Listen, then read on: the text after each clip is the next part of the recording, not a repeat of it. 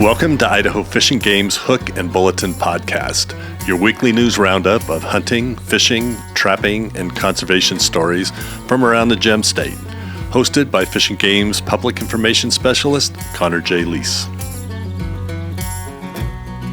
And welcome back, everyone, to Idaho Fish and Game's Hook and Bulletin podcast. Holy cow, it's been a busy week for hunting, fishing, trapping, and conservation stories here in Idaho. This week on the Hook and Bulletin, we'll be talking about big game controlled hunt applications, shooting protected wildlife, and a record-breaking Westslope cutthroat trout coming out of the Clark Fork River. But first, here's how deer and elk fared this past winter.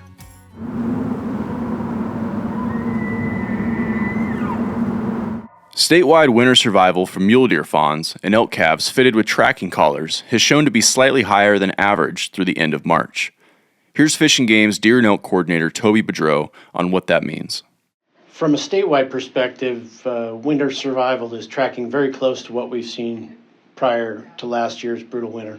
That should help eastern Idaho's mule deer herds, but it's going to take more than one mild winter to help them recover. Winter survival is typically the biggest single factor affecting mule deer herds, and the long-term average is about 60% of fawns surviving their first winter. But during hard winters, that can be significantly lower.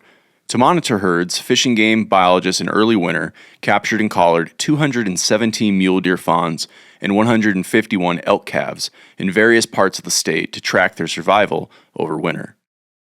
By the end of February, 92% of the collared fawns and 95% of the collared calves were still alive, compared to last year's brutal winter, which saw only 72% of fawns and 92% of elk calves pull through.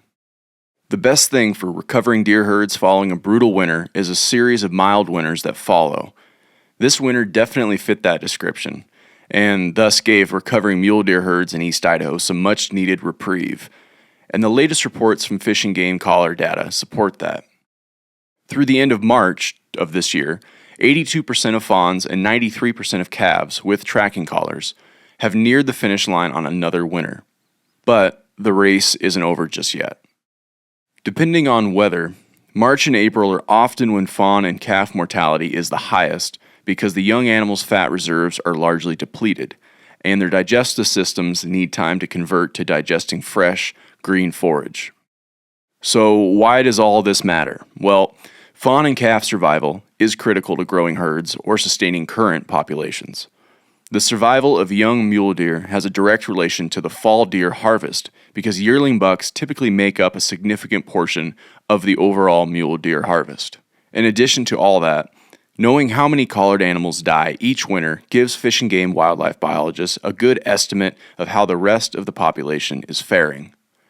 And knowing just how many animals, in this case deer and elk, are out on the landscape is crucial when it comes to setting seasons and providing hunting opportunities.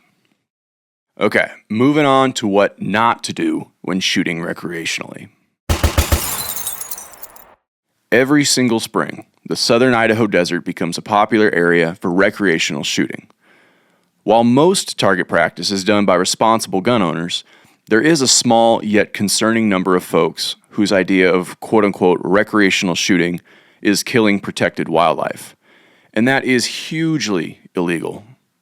In response to these actions, Idaho Fish and Game conservation officers are stepping up patrols to ensure people abide by laws created to protect Idaho's non-game wildlife, which can be anything from songbirds to bald eagles.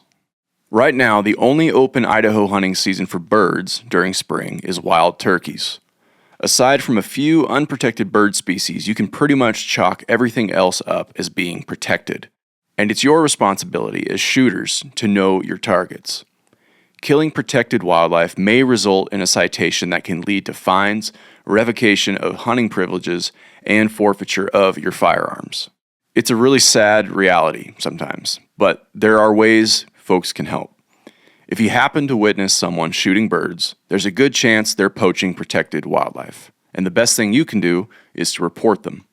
Anyone can report anonymously through the Citizens Against Poaching hotline at 800-632-5999, or at Fish and Game's website, and folks who do report are eligible for cash rewards. Next up, some CWD information that some hunters might want to take note of. The CWD Report. Deer hunters are going to see change rules for CWD management during this fall hunting season. There's also going to be additional mandatory testing requirements for several hunting units in central Idaho, near the Highway 95 and Highway 55 corridors south of Grangeville, in response to a positive CWD case in the area last fall. Last March at the Fish and Game Commission meeting, commissioners changed a couple things. First, Unit 18 was added to the CWD management zone, resulting in the CWD management zone being Units 14 and now 18. Unit 15 was removed from the management zone after extensive testing and no positive animals were detected. People hunting in the CWD management zone must abide by special hunting rules, which can be seen on the CWD webpage. Second, there will be a mandatory CWD testing for mule deer and white-tailed deer harvested in Units 23, 24, and 32A, but whole carcasses can be removed from those units. Mandatory testing will not apply to elk and moose taken in those units. And lastly, the Commission removed the mandatory CWD testing requirements for mule deer, white-tailed deer, elk, and moose harvested in Unit 15, and for elk and moose harvested in Unit 14. Elk and moose are less susceptible to CWD than deer. However, Fish and Game will still accept voluntary samples from hunter-harvested elk and moose. To date, the expanded CWD testing requirements are in light of the disease being detected in mule deer in Units 18 and 23. Those deer are migratory, so managers want to increase testing in adjacent units just to see if it's present in other units. Currently, 2 cow elk and no moose have tested positive for CWD.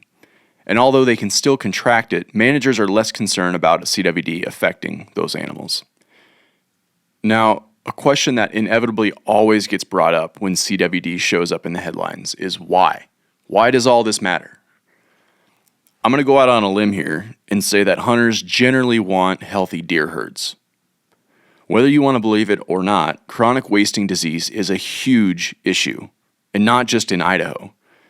If it's ignored, CWD will infect new areas, cause more sick animals, and eventually result in fewer deer.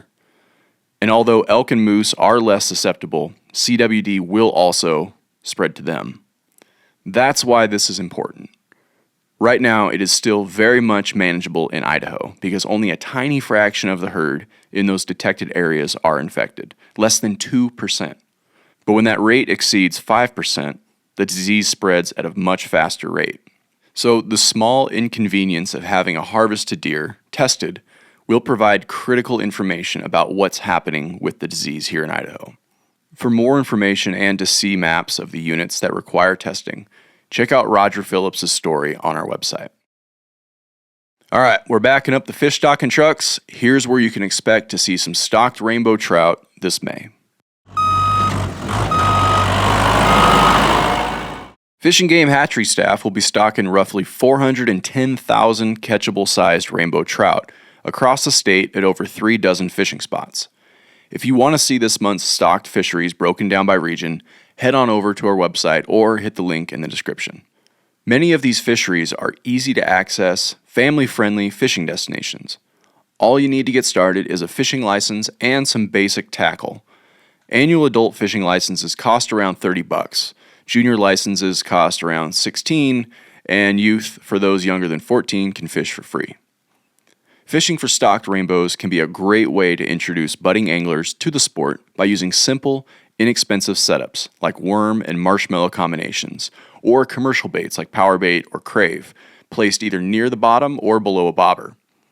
And believe me, as anglers know, there's nothing quite like a trout fighting on the end of your line. Fish and Game's Learn to Fish webpage offers diagrams for all these basic bait rigs and setups. Most Idaho waters are open to fishing year-round, but some may have slightly different rules.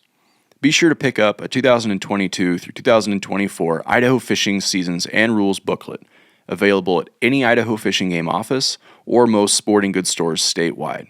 Or, alternatively, just take out your cell phone and download it all straight to your smartphone.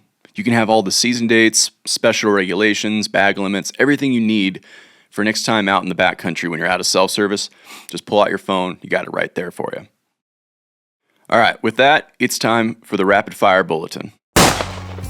Holy smokes, it's finally here. One of the biggest, most important dates on every hunter's calendar. It's big game controlled hunts, baby. The application period for big game controlled hunts opened yesterday on May 1st and will stay open all the way through June 5th. Now, hunters, this is your chance to put in for that coveted controlled hunt this fall. Deer, elk, pronghorn, swans, black bears, and turkeys. Tons of hunts to choose from. Head on over to our website and learn more. Remember, you need a valid 2024 Idaho hunting license to apply. Controlled hunts typically have higher success rates than general hunts. Fewer hunters in the field, and many hunters feel they have a better chance of harvesting a mature bull or buck during a controlled hunt. The trade-off is controlled hunts typically limit where and when you can hunt, as opposed to a statewide general deer hunt or general season elk zone tag that typically includes several hunting units. And remember, don't forget about super hunts. It costs only $6 to apply. And depending on how fat your wallet is, you can put in as many times as you'd like.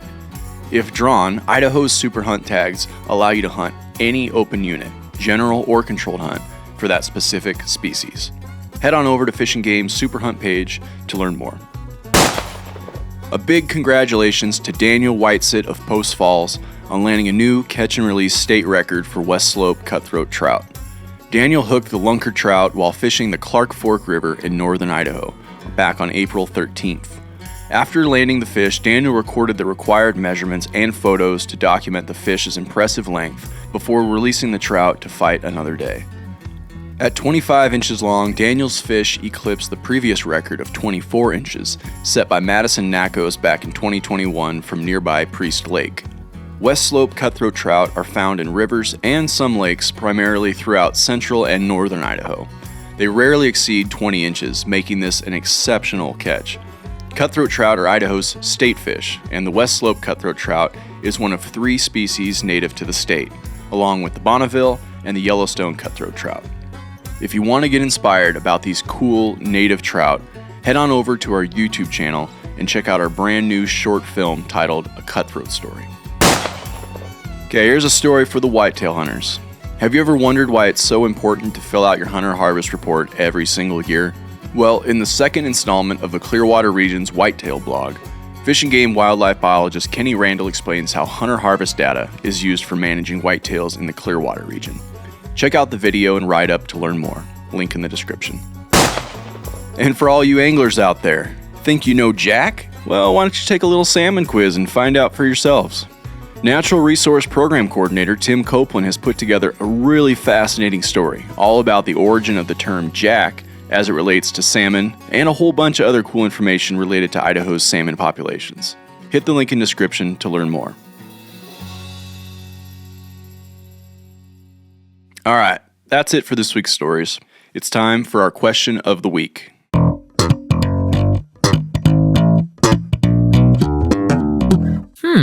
Last week was National Volunteers Week, and one of the things we get asked a ton is how can I get involved and volunteer to work with Idaho Fish and Game and help our wildlife? If volunteering sounds like fun to you and you happen to have a hankering for learning new things about animals, fish, ecology, etc., Fish and Game offers a handful of ways to get involved. No matter what part of Idaho you call home, each of our 7 regions offer impactful volunteer programs and projects. Volunteers can sign up to help with a single project or commit to a long-term volunteer relationship with Fish and Game by becoming a reservist. For many reservists, volunteering is an opportunity to pass along their love of the outdoors to others by working on projects that enhance wildlife populations and habitats across the state. They are typically a person who is passionate about the outdoors, likes to hunt, likes to fish, trap, likes to look at birds, and take nature walks. Back in my first year working for Fish and Game, I signed up to help plant sagebrush and bitterbrush sprouts out in the Owyhee Desert, right around this time of year. I kind of expected there to be a handful of other staff, maybe a half a dozen volunteers from the public out there. But when I got to the site, there must have been close to 30 or 40 people. It was crazy. most of which members of the public were out there ready to go with gloves, buckets, all sorts of stuff. It was a really, really cool opportunity. You get to meet a whole bunch of people who are just as passionate as you are about helping Idaho's wildlife. Plus, you get to see some amazing country that you might not otherwise check out if you weren't part of something like a sagebrush planting day. So I highly recommend it. To learn more, or maybe even get yourself signed up for an upcoming volunteer opportunity, head on over to Idaho Fish and Game's volunteer webpage. A link can be found in the description. That's all the news we have for this week. Thanks so much for putting an ear to Idaho Fish and Game's Hook and Bulletin. If there's something on your mind, or if you got a question related to fish and game matters, feel free to drop us a line at podcast@idfg.idaho.gov. Again, that's podcast@idfg.idaho.gov. Thank you for listening, folks. We'll catch you next week.